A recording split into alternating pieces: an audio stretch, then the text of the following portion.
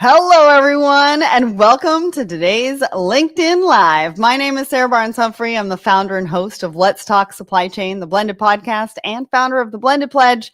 And I've hosted a few lives over the last month, and I have been loving it. I hope that all of you have been loving it as well, because it's been a ton of really great content. I've been chatting with industry experts and learning so much. And I know that today will be absolutely no exception, because today I'm joined by Tatyana Ventura of RF Gen Software. They are on a mission to help businesses future-proof their supply chain through mobile data collection, really enabling them to be more efficient, but also importantly, more agile and strategic through real-time data visibility.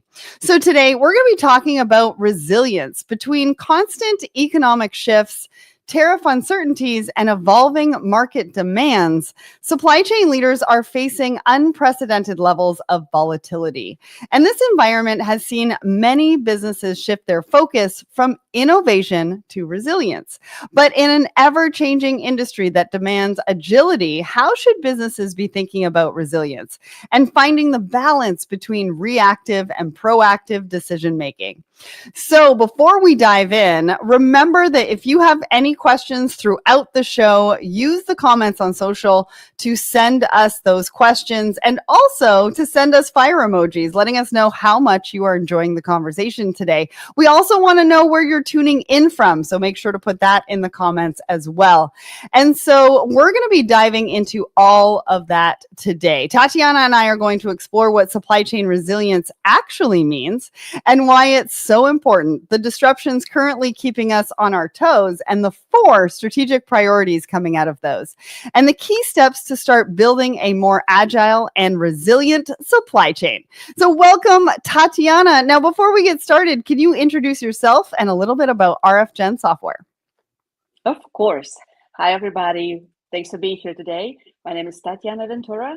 I am a business and digital transformation leader. For the last 15 years, I have been helping various businesses and enterprises undergo business transformation by implementing new technologies in their operations. And currently, I am a director of customer success at RF Gen Software, where we are on a mission to help supply chain leaders future-proof and reinvent their warehouse and manufacturing operations and make them resilient, agile, and the supply chain of the future.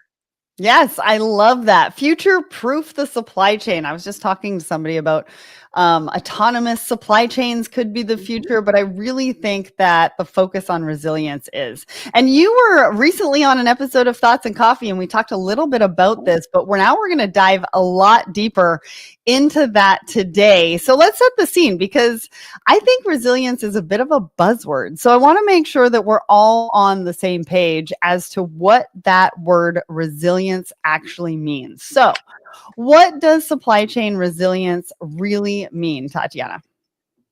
So really, in a nutshell, it is your company's ability to withstand, adapt, and recover from disruptions so that you can continuously meet your customers' demands and ensure target performance. Like that's in a nutshell, right? Yeah. Very basic, survive disruption, continue to serve. I love that. And we're all going through a lot of disruption right now. What about on a wider industry level? I know that's kind of at the business level. Is there Yeah, a definition for that? I would say on a wider level, we're really looking at interconnected businesses and systems all working together through global disruptions, because you think about global supply chain, any supply chain at this point is interconnected and global. And so it is the ability of multiple global businesses, partners, to work together through pandemics or geopolitical events, tsunamis, you name it, right? To continue to deliver on the customer promise. Yeah, it's so interesting. I've been saying for years, collaboration is the future of business. And now you're sort of saying it's the foundation of resilience, I think, right? You have to work together, right? Yeah. Yeah. Well, together. Well, and I don't think the idea of a resilient supply chain is new, though, right? So talk to us about that, because I feel like we've been using this word for a while. It is kind of a buzzword these days, you're right, but the idea is not new at all. I think it was the late 90s, really, when you started getting the first academic research around resilient supply chain. And really, it was the one-off events, like you think September 11th or Hurricane Katrina, the tsunami in India, the '08 financial crisis, that really got people thinking about globalization.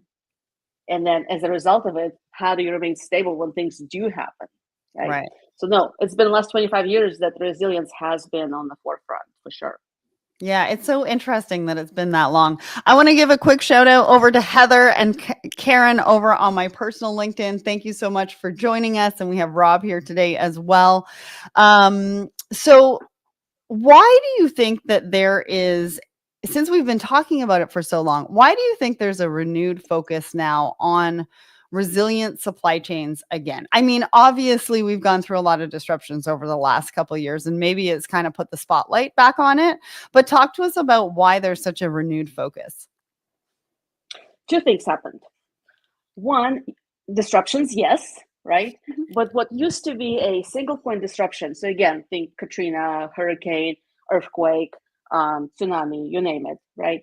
What used to be single point disruptions have now become the systematic shock waves, and the state of crisis has become the norm, right?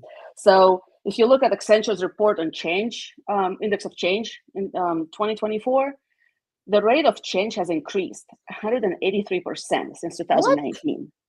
Can you imagine that? So every time you read the news in the morning, you open your inbox, you turn on the radio, the TV, there's change, there's disruption. So instead of having these one-off events, we now essentially live in the era of permanent disruption. And so if you used to have some sort of playbooks, right, for your resilience, and the purpose of the resilient supply chain was to come back to normal, right? How do you survive an event and how quickly do you come back to the norm? Well, the norm is no longer there, no longer exists. There are no norms, there are no rules, there are no constraints. And today's disruptions, they are large-scale system shocks that last for a long period of time. Right? And so resilience has to become different, or how we see it has to become different. That is so true. I mean, that 183% is a shocking number. Although I'm not sure if it's really that surprising, because I think everybody's feeling it. And I mean, like, physically feeling it, because you're talking about, we live in a state of permanent disruption, right? And that comes through business and supply chain. But really, supply chain is run by people. And if we think about the permanent disruption, it's also a permanent disruption to our nervous system as well. And we're all sort of living through this permanent disruption in two ways, both professionally and personally, which is crazy. And so I'm glad that you shared that. And it really makes a lot more sense as to why it's coming back into focus. Now, I want to talk about disruption, right? Because it's kind of a buzzword too. We almost use it for everything now. Like, we live in a state of chaos and everything's a disruption. But what are the most common sources of disruption, like right now, that you are seeing, you're talking to your clients, that are sort of top of mind for you? Oh boy. You name it. Geopolitical instability, trade instability, supply chain and logistic volatility, your economic shocks, your cybersecurity threats, your climate events. You're going to overwhelm us, Tatyana. Yeah, I mean, there's a lot, right? There's a lot. I mean, that's why that's why we talk about it, right? Because there's just so many of them, and the idea really is that they are constant and they're big and they're never going away. And so, as a business, you have to evolve and be prepared for that. Yeah, it's so true. It's so true. And not everything is a disruption, but you're right. Those are some of the major ones that we're dealing with right now. I want to say hi to Larry. He is joining us in the audience. I see your question and I love your question. And I think I might keep this for a little bit later on in the discussion. Even though it has to do with disruption, we're talking about that right now. I'm going to keep it till the end. So how do you think that these disruptions that you talked about, right? This long list of this and that and this and that, how are those disruptions impacting your customers? What are the big challenges that those disruptions are creating for folks out there? Well, again, I won't surprise you. I think it's the same for a lot of us. It's the rising operating costs, right? when you're with supply chain, right? So when your raw materials costs escalating, when your shipping costs are escalating, your labor costs are escalating, guess what? You're still under pressure to maintain profitability, right? Yeah. But you still have increasing overhead costs. And the other one is compliance and traceability. I mean, think about this. When you wake up in the morning and your regulations have changed, do you still put the same packing slip on your package that goes out to your customer, right? Yeah. Traceability. I mean, you have half of your operations in the US, half of them in Mexico. You ship your parts back and forth. All of a sudden, you have to prove that the parts that are coming from Mexico belong to you in the first place in the US, right? Mhm. So all of a sudden, things that we never used to think about, or they were maybe secondhand or third hand on your priority list, skyrocketed to being the first, right? Yeah. Um, Yeah. And I was talking to a leader the other day who has 50,000 suppliers. And it's sort of, and these are like big companies, right? And we were mhm, talking about how do you manage those and what does that look like, and all the regulations and the legislation that is coming down on how to manage tier 1, tier 2, tier 3 suppliers with all of these disruptions. Sort of all of the balls are in the air at the moment right now. And so how do you prioritize which disruption is the one that you and your team need to focus on, and how much time do you take, right? Because you really can't take a lot of time to be able to do that. Now, we've got a discussion going on in the comments. I see you there, Peter, and I want to say hi to Deo over on my personal LinkedIn as well. Thank you so much for joining us. Now, it is clear that I think creating a resilient supply chain has to be almost a key strategic priority for today's leaders. With all of the information that you've just shared, right? The mhm. 183% rate of change, or increase in the rate of change, permanent. We are living in permanent times of disruption. So that focus on resilient supply chain has to be that key strategic priority. So help us understand some of the benefits of improving your supply chain resilience, and what can that actually help businesses achieve? She's a lot, believe it or not, right? Again, it's a buzzword. And in the past, we always focused on supply chain as a cost center. So it has to be efficient. So it's a cost cutting Mhm. mechanism. But all of a sudden, we talk about a resilient supply chain as a way to reduce your business risk. Because Mm, the moment you can reduce your vulnerability to disruptions, like all of these geopolitical events or economic shocks or climate events, all of a sudden you are helping your business avoid costly shutdowns or slowdowns, right? right. Now, it also helps you enhance your operational continuity. If your operations keep on running smoothly despite the chaos all around you, you're able to maintain your customer service levels, you're protecting your reputation, you're maintaining your customer satisfaction, and then that allows you to remain competitive, right, in today's market. Because guess what? The knee-jerk reaction of every business when the tariffs first hit was, let's raise our prices, let's pass the cost on to the consumer. So in the raising pricing landscape, what can you do to maintain your customers, right? It's through your Mhm. relationship and their trust in you, right? Right. Um, so it's become paramount essentially, and then obviously improve compliance and risk management, right? Yes. So it has become an operational necessity.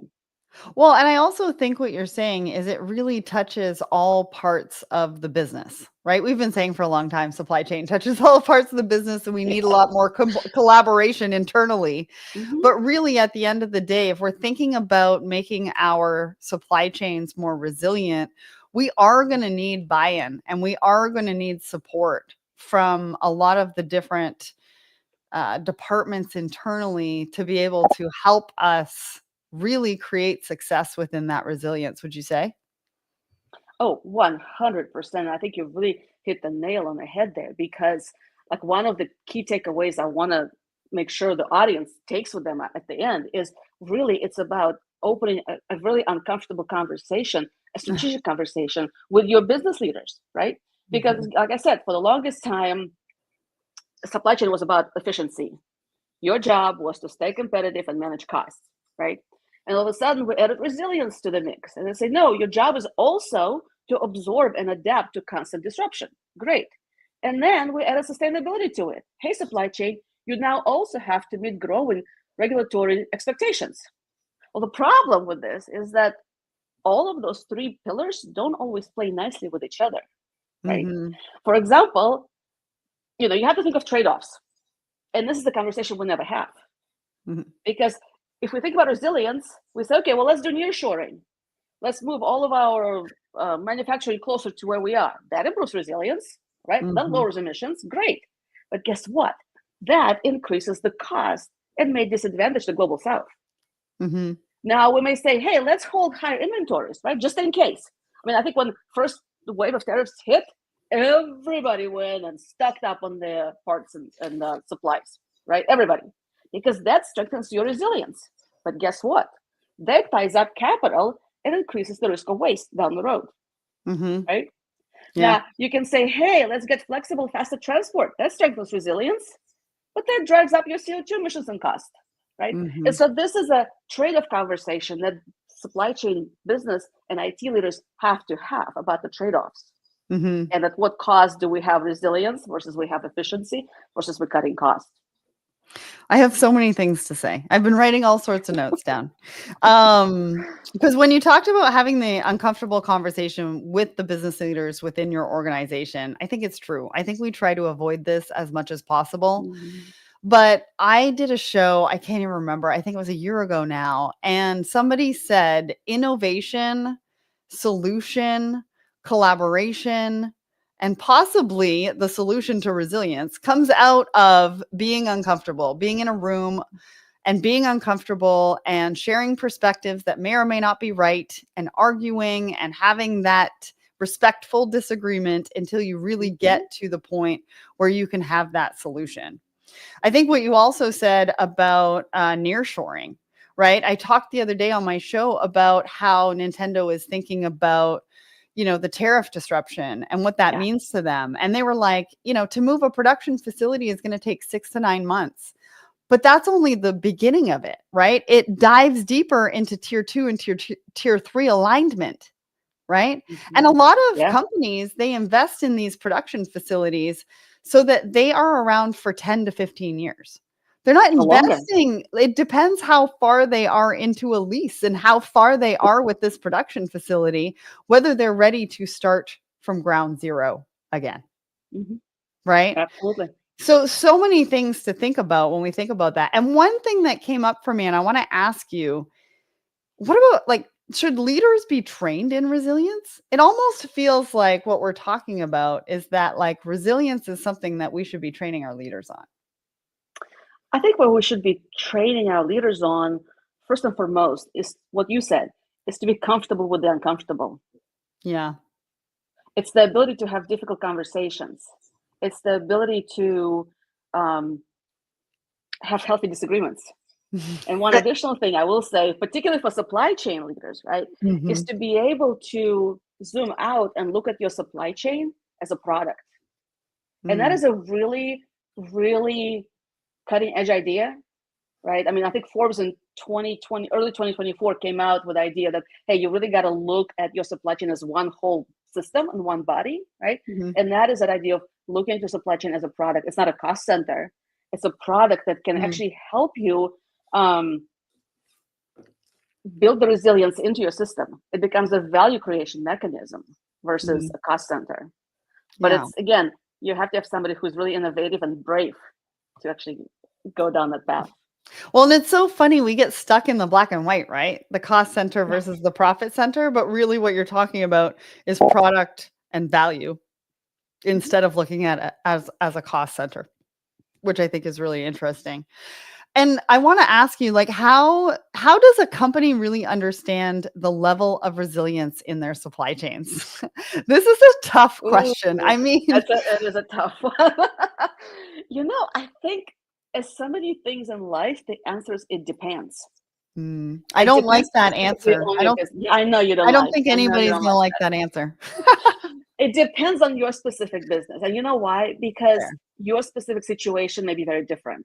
Like, for example, I have one customer, all of their manufacturing is in the US. Like, we're doing, from tariffs perspective, from an import, we're fine. We're not affected at all.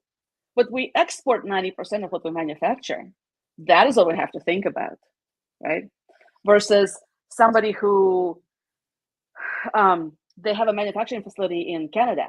They had to move it into US and move the entire operations, just to talk about it, right? So that they can actually keep the prices the same. Right. So whatever your situation is where your resilience will have to come in, right? Is it about your labor costs? Is it about where your suppliers are? Is it where your suppliers' suppliers are? I'll give you another example. I had a customer go live with their Gen solution about a month ago, and they were dependent on improving their Wi-Fi infrastructure. And so they had placed an order for new meters and new technology to improve Wi-Fi way ahead of the go live. I mean, way ahead. Well, that at the end, it turned out the parts were stuck in a container somewhere in the port, but the company couldn't tell them where they were and when they were going to get them. And so we were nearing the go live date, and the customer was really frustrated and said, okay, fine, I'm going to go find another supplier. And they went and they searched and found somebody in the US who had it in stock, who had full visibility in the inventory, speaking of RFGen, and really was able to say, yes, we have this number of items you need. We can ship them tomorrow. You're going to have them by Friday. You can go live. Great, right? Nice. So it depends on so many different things, and depends on your needs and where your supply chain operates. Yeah. Well, and I like the fact that you've included some of the questions to ask. My next question is going to be around red flags, but I think we should bring up this comment first because I think it goes back to what I said about leadership training. Resilience should be part of leadership training. In many organizations, leaders focus on cost, speed, and efficiency, but resilience often gets attention only after disruption. Yeah. So true. And coming back to the conversation about disruption, what if you live within a disruption? Like when you're in a storm, you may not realize you're in a storm, right? Because it never leaves. So then how do you know you have to prepare for disruption?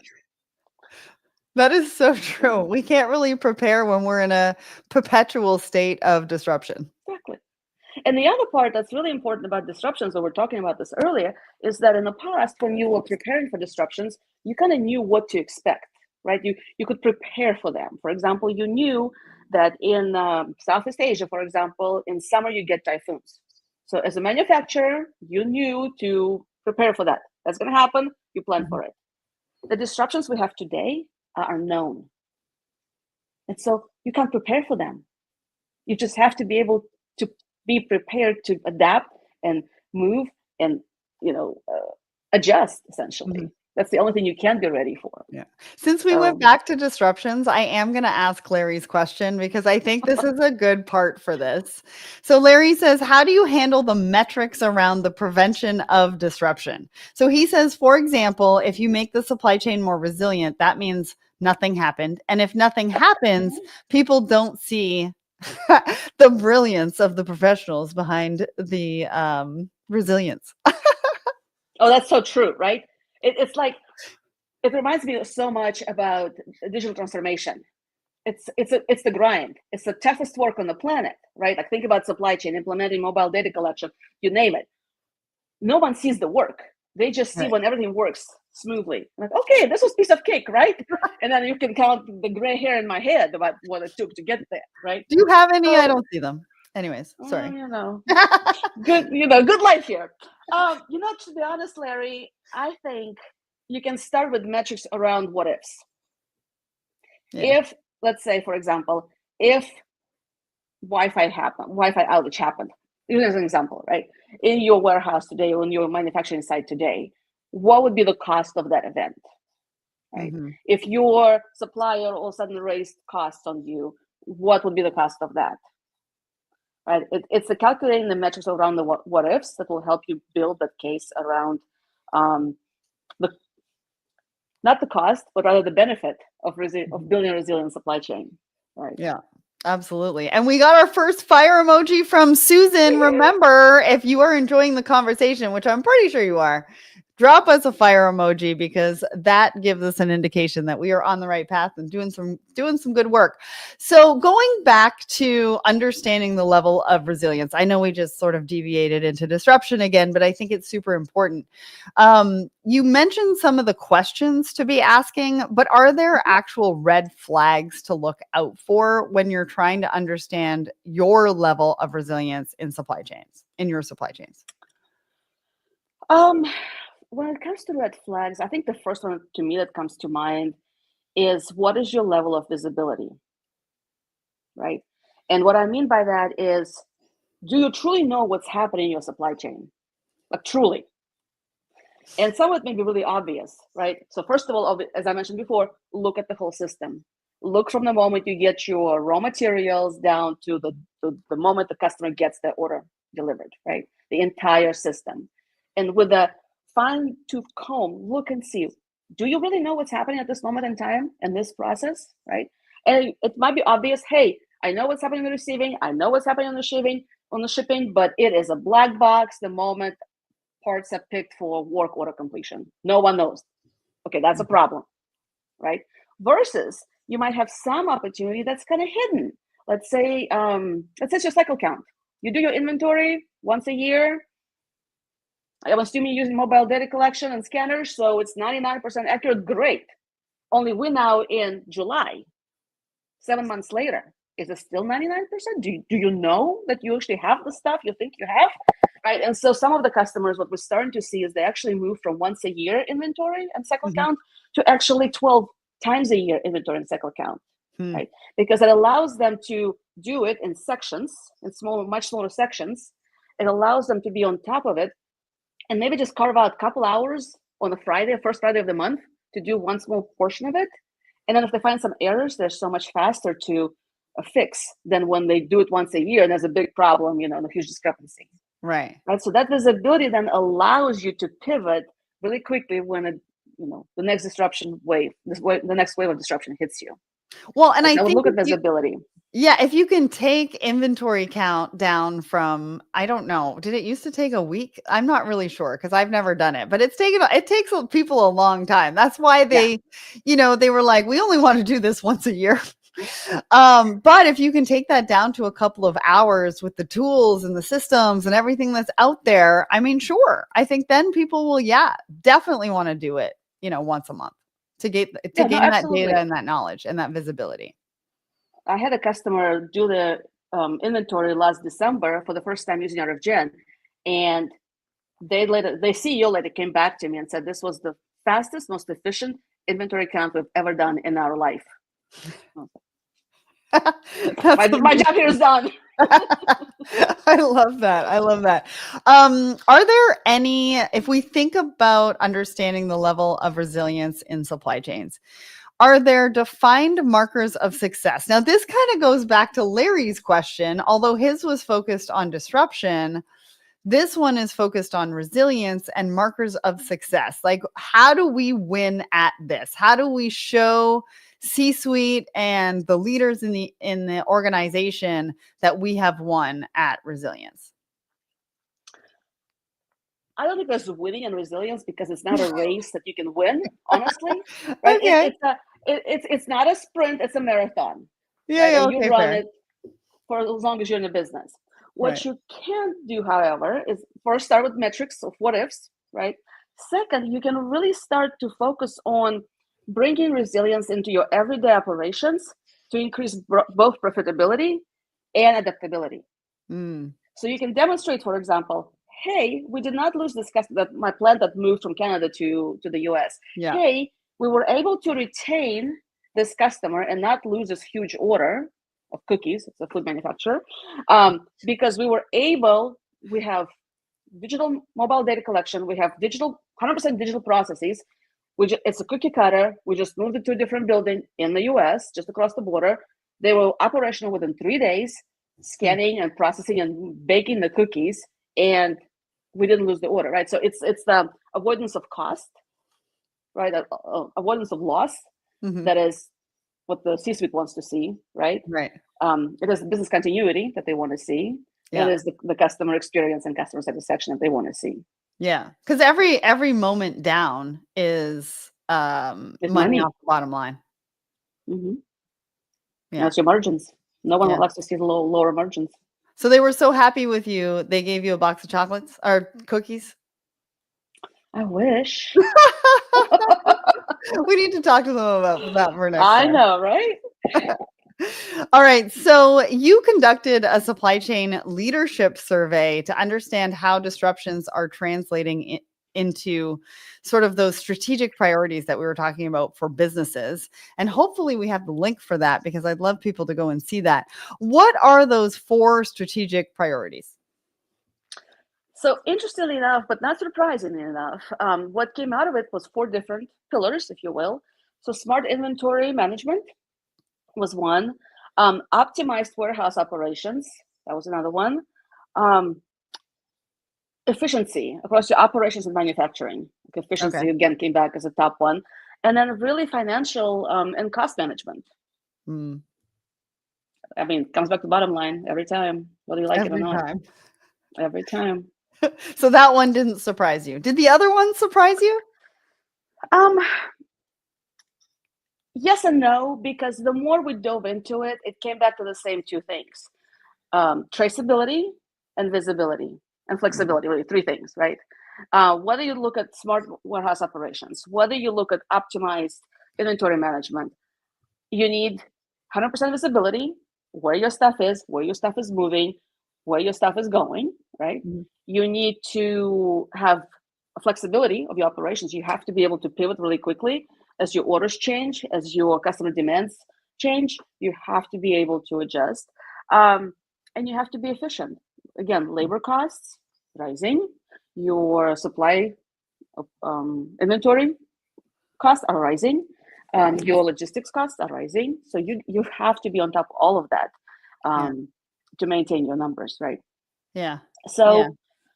no, not surprising. In fact, I was glad to see how many people participated and how universal the answers were. That really helped us understand that we were right on top of the ball game there. Mm-hmm. Well, and I want to do a little bit of a deeper dive into those 4 areas because those 4 came about as the 4 strategic priorities, but also they emerged almost as mission critical for those companies as well. Do you have a reason for that? Like, were you able to dive into that and sort of find out the reason for it emerging as that mission critical? Interestingly enough, yes.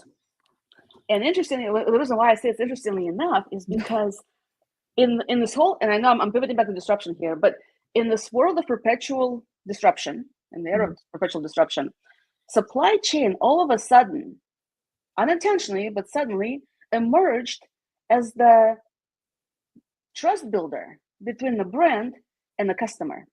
Oh, It I didn't like sign that. up to be that way, right? But all Right. of a sudden, in the world where everything changes 183% in the last 6 years, in the world where nothing is the same, every morning you get to your office, open your inbox, right? The one thing you can always trust is what? Your Amazon package being delivered between 8 and 10 a.m., just like they promised. Mm-hmm. And so every time the brand, whether it's B2B or B2C, doesn't matter, but the brand makes a promise to a customer, guess who delivers on that trust? Supply chain. They do every time. Every time. And so all of a sudden, supply chain became this unsung hero of brand loyalty and brand trust between the customer and the business. Mm-hmm. What do you need to build that trust? You need visibility. You need flexibility to be able to change your order if something comes up at the last minute, right? You need to be able to tell your customer where the stuff is, when it's coming, when it's not coming. And you need to be able to keep your costs down, right? You can now just simply add, hey, tariffs markup 10% or 20%, whatever, right? For at some point you have to start absorbing the cost. How can you do that? Well, only by cutting your labor costs, cutting your what else costs, right? What else can you cut to be efficient? And so this is why I think the underlying theme or the underlying reason for all of those 4 findings was that supply chain has to remain the trusting agent between the brand and the consumer. It's so interesting that you talk about that. I had this recent example where I placed an order and then they canceled an order. They canceled the order and they didn't tell me why. And then they sent me an empty box with little tiny samples. Like the box was big and they sent me little tiny samples, but not my product. And I was like, what is this? So I ended up having to call them. And I was like, you canceled my order, but you sent me an empty box. And they were like, oh, we didn't have the product in stock. I was like, okay, well, why didn't you just tell me that? And then I would wait a couple more days to get it. And then she said, well, the good news is we have it back in stock. So you have to go back on the website and place the order again. And I was like, I'm not sure I'm necessarily going to, order from you again, just because of that. Right. And there's supply chain as elements throughout that whole conversation and that whole experience that I had ingrained that if it was done just a little bit differently and better, they would keep me as a customer. Just a midget. Yeah. Exactly. Yeah. Also, Sarah, think about how long and how much it took them to gain you as a customer and how quickly the lack of visibility in their supply chain got them to lose you as a customer. Yeah. So true. So true. And I've been ordering that product for quite a while, actually. It's been a number of years. So yeah. I want to give a shout out to Shams over on my personal LinkedIn. Thanks for joining us. He's got some really great takeaways over there. If anybody has any questions, now is the time to put it in the comments because we are going to get to audience questions just after we do a little bit of a deeper dive into those 4 strategic priorities. And again, if you're liking this conversation, I want to see those fire emojis. We've already got 2 for today, so that's exciting. All right, Tatyana, inventory. Where do you want to go? What do you want to touch on when it comes to inventory? There's a few things that we could talk about. We could talk about fundamental risks, right? We could talk about smart inventory management to help mitigate those risks. But maybe we talk about how does all of that sort of work together for the customer to really optimize their inventory? Sure. So lots to unpack here, honestly. So the fundamental risks when it comes to inventory are that your stockouts, right? Your overstocks, your inaccurate inventory, just like in your example. Yes. It's also the cost of carrying too much inventory, right? That's your financial bottom line, right? Your ability or inability to forecast your demand. So your risk then is your lost sales, your customer dissatisfaction, your increased holding costs. As a result of that is your reduced cash flow, right? And so that significantly impacts your profitability. Your CFO will notice that, right? And so supply chain leaders start looking at smart inventory management to help mitigate those. And the idea here comes down to real-time data and leveraging that in automation to accurately track and forecast and manage inventory levels. Because again, that cycle count or inventory count once a year ain't gonna cut it anymore, right? You need to be able even having inventory level at 80% is not good enough. I had one customer, they went live about 6 months ago. When they started first, the inventory, guess what was the inventory accuracy when they were all punching stuff into the systems throughout the warehouse? Oh, I don't know. 34%. You're close. It was 30%. Wow.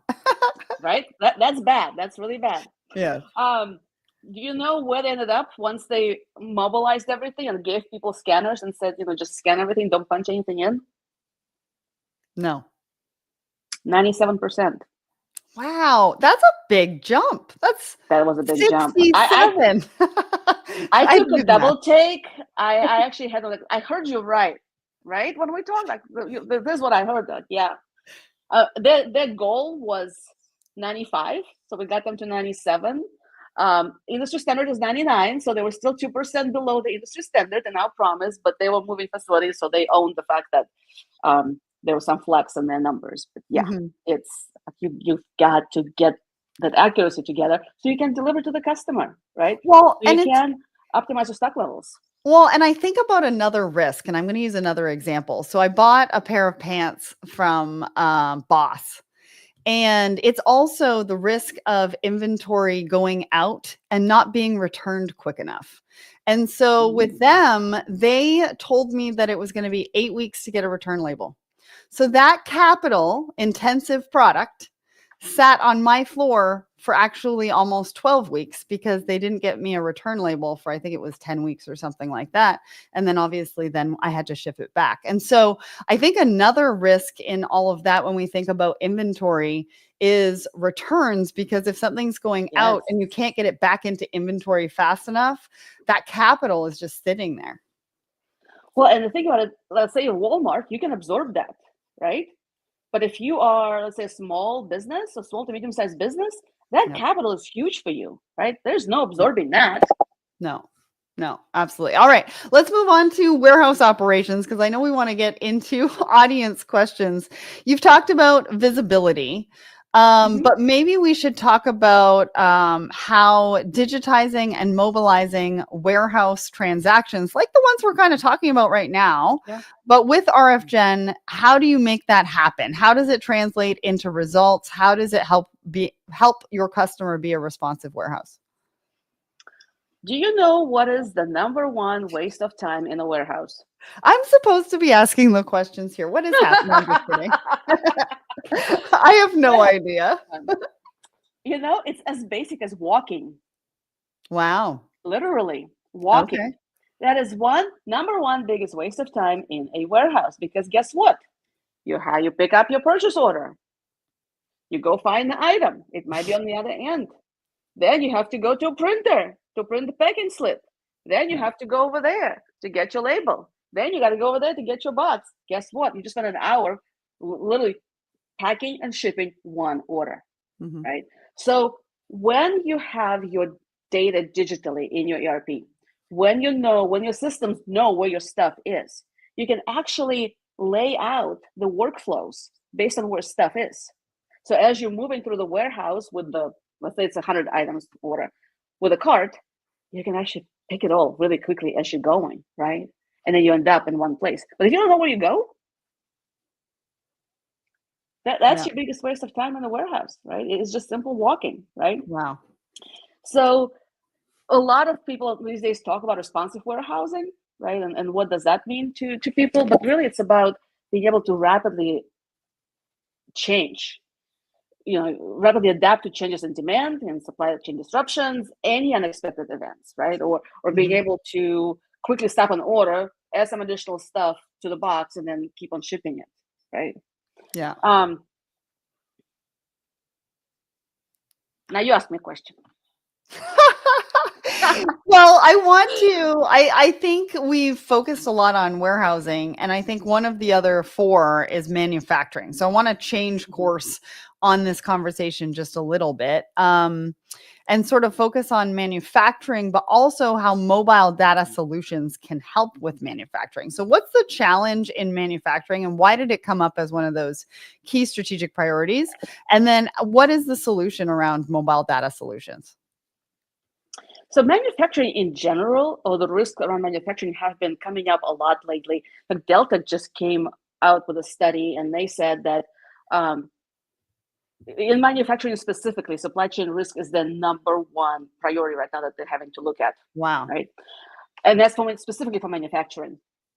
So a lot of it, a lot of the risks and challenges, they include, again, lack of shop floor visibility into Hmm. production status. Do you know you're making a giant machine for your buyer? Do you know where you are with that? They call you and say, hey, how soon am I going to get it? Do you know? Can you answer that question? When the machine is down and you're losing valuable, labor costs, delivery costs, operational Right. costs, when's that going to come out back, right? Right. Your really delayed identification of your bottlenecks, Hmm. right? If you cannot resolve it quickly, your whole operation stops, right? Your blind spots, all of Hmm. that leads to slower problem resolution and really significant operational delays. Right. And so, where mobile data solution like RFGen, they really offer real-time insights directly to the shop floor Mhm. because they capture production data, machine statuses, operational KPIs, and they give you what immediate visibility, right, into those. Mm. They can pinpoint your issues that allows you then to streamline your process and hence enhance your productivity. Well, and you can answer people like that rather than having to, oh, I'll call you back because I need to find out. And I'm not entirely sure. There could be some walking involved because you might have to go out on the shop floor and figure Yeah. out where everything is and then go and call somebody back. So that I can see can result in a lot of time back efficiency on top of the Mhm. visibility that you just spoke about, right? Yep, absolutely. All right, let's go to the last one, which is cost. Now, I know cost is kind of top of mind for everybody, right? Everybody, Like tariffs are everybody. a big problem. What are the other big financial impacts for businesses right now? And then also talk to me about the solution around mobile data collection that can help with that. Sure. So something that I think I brought up multiple times already. So the rising labor costs, right? Mm-hmm. Yep. That's on everyone's mind. Um, your inventory holding costs, your transportation expenses, um, production downtime or stockouts. I mean, all of those are impacting your profit margins, right? Or your operational budget, whatever it is. So we here at Gen, one of the things that we see as the biggest success is the labor costs, reducing labor costs. Mm-hmm. And it is not necessarily about replacing your workforce with machines, but it is really about freeing up your highest value resource to do the highest value work. Right. Let's talk about cycle count. If it took you 3 weeks before or 10 days or whatever it was based on your facility size, what if it takes you now 2 days? What can your people do now with the 3 extra days of time? What do you want them In to be fact, doing? exactly, right? Now all of a sudden, ooh, it's got Christmas here. My people can do more. In fact, I was in a warehouse on Tuesday, and great warehouse, can't complain. They have lots of empty shelves. I mean, like racks and racks that are empty, and all of their stuff is sitting on the floor. I asked a question like, hello. And I'm like, well, we don't have the time to put it up. And I was there to really, as consultants, we come out and would meet with our customers to understand their solution and help them see the blind spots and understand how we can optimize the solution even further. Mm-hmm. And so we sat down, we looked at the entire pick, pack, ship process and realized if we enhance this little process here and this little process here, and we took away this walking part right here to the printer and back, then collectively across all the employees, we could probably free up about 8 hours a week. What did they say to So that? now they're like, let's go. Where do you want me to sign? Because all of a sudden, what happened to the warehouse managers, what he saw was all of the inventory is not on the floor anymore. It's on the shelves. Because he could use his people for 1 day a week, right, to put stuff back up on the shelves. Because he even brought up how he's in trouble with his boss every time the boss comes in because his stuff is on the floor. Right. All of a sudden, we're making your workforce more efficient so they can do more. Right. All the things maybe they want to do or need to That do. is such a great example, and I appreciate you for sharing that. All right, now it's time for audience questions. If you have a question and it's not in the comments, you need to put it in there now. Otherwise, we're not going to get to it, or we're going to give Tatyana some work a little bit later to respond to it herself on LinkedIn. All right, let's get to the first one. So the more we automate, the more resilient we become, especially when it comes to repetitive processes prone to human error or delays. But automation isn't just about efficiency, it's about building buffers and predictability. Curious to know your take. Where do you see automation playing the most impactful role in driving resilience today? And I'm sorry, I don't know your name, but it's a great question. Thank you. It is a great question. Where do we see automation playing the most role?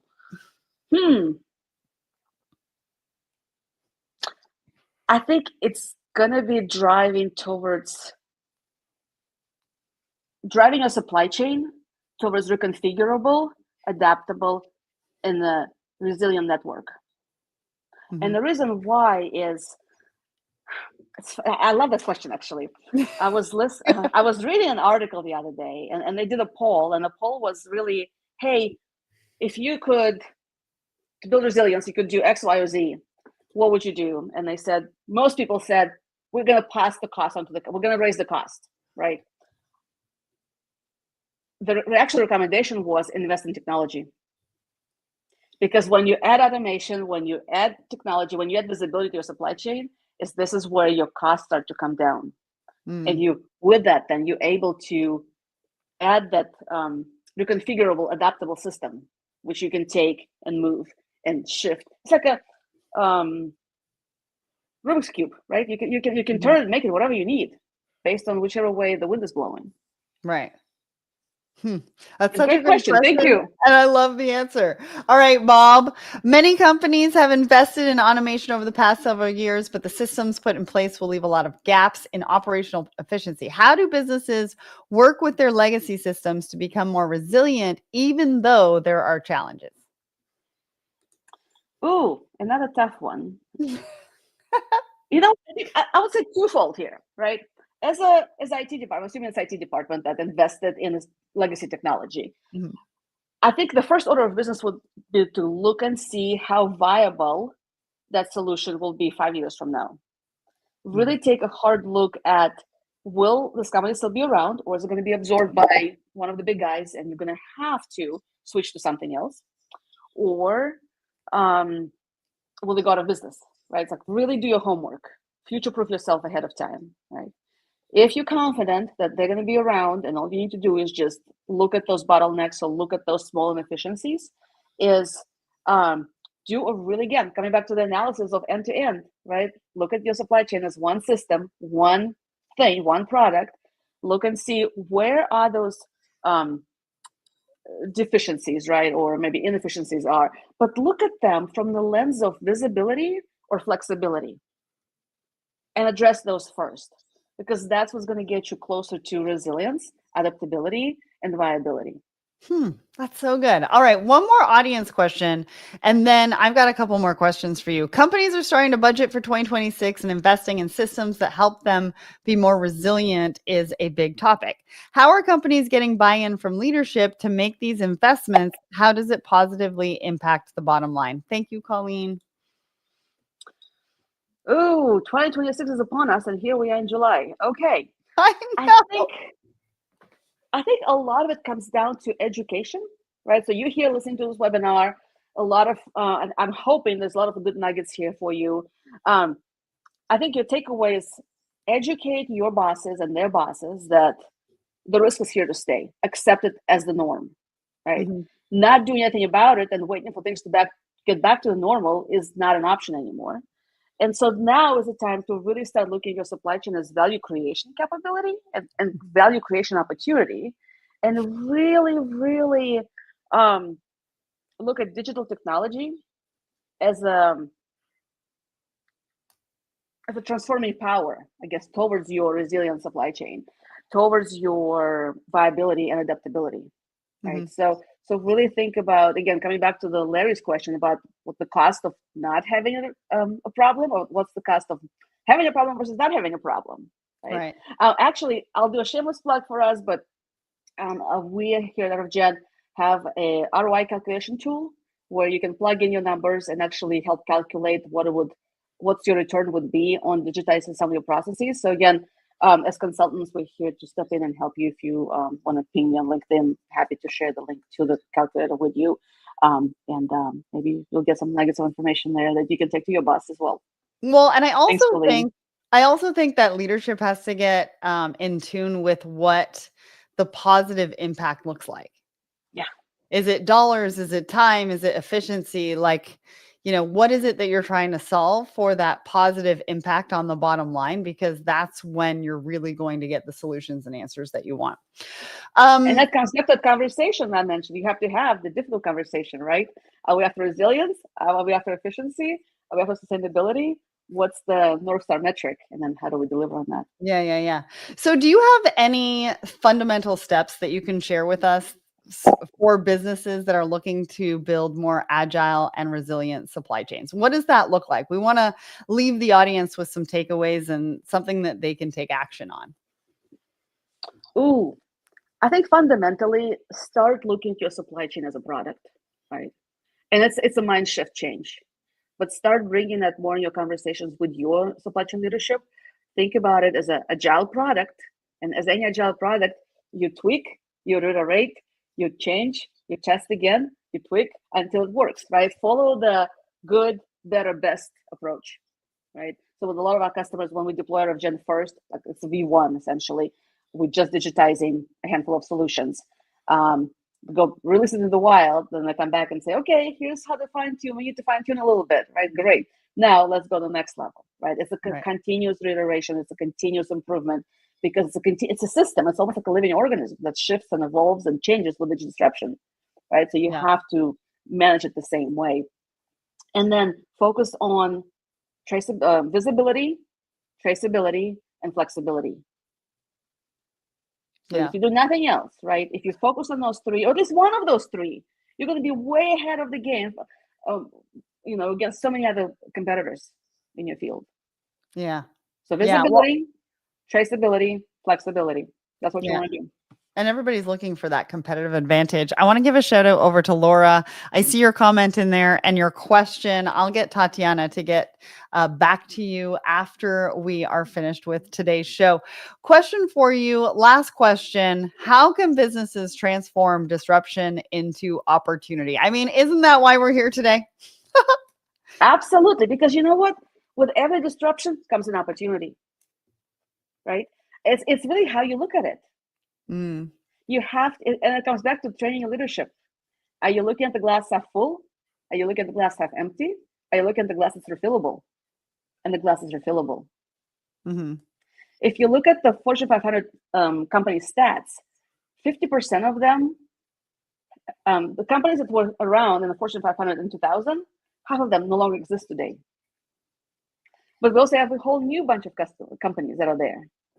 So it is that ability to reinvent yourself by looking at tools, by looking at technology. I'm not even going to bring AI. We can have a whole other conversation around AI here, but invest in technology and really looking at thinking about the possibilities of something you haven't thought about yet. Be creative. And that's how you can turn the disruption into an opportunity. And have uncomfortable conversations with your business leaders. Sit in the uncomfortable so the innovation comes. Absolutely. All right. Well, I want to say that comes to the end of today's discussion. We've all heard the word resilience, but I really think that businesses struggle to understand what it means to them, how to translate it into action within their own businesses. So really to hear you talk about this, Tatyana, and about how real-time data, mobile inventory tools, strategic thinking, getting uncomfortable, and all the different insights that you shared today was so great. I mean, it's been such an insightful conversation. We have some comments in there thanking us for the conversation. So we've definitely left the professionals who joined us today leaving with a lot of actionable takeaways. If you'd like to find out more on how you can future-proof your operations with supply chain resilience, check them out, rfgen.com. Thank you all for listening, watching, and commenting. Tatyana, thank you so much for joining us today, and I hope we have left you with plenty of ideas and inspiration for your own resilience strategy. See you again soon. Thanks, everybody.